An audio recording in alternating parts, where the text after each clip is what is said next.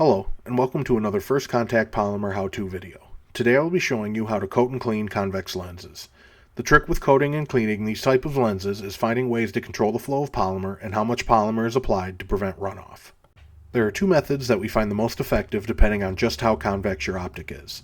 For highly convex optics, we recommend applying an O-ring around the outside diameter to stop polymer flow and then depositing polymer on the optical surface with a pipette. Coat the bottom of the O-ring with 2 layers of polymer, as demonstrated in our other videos, waiting roughly 1 minute in between applying each coat.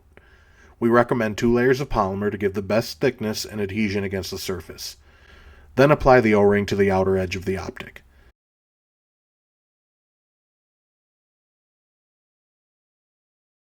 The polymer will act like a glue and prevent the liquid polymer applied to the optic from flowing under and running off.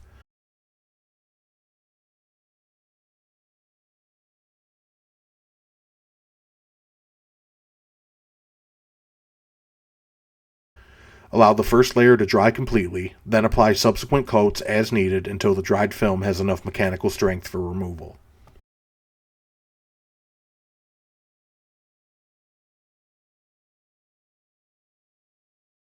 The second method is for less convex optics.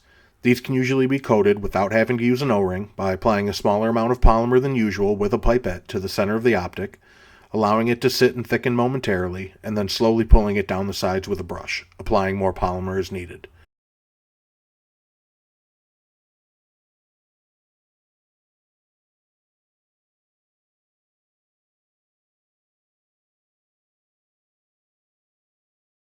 Like the first method, apply additional coats as needed until the mechanical strength of the film is high enough for removal.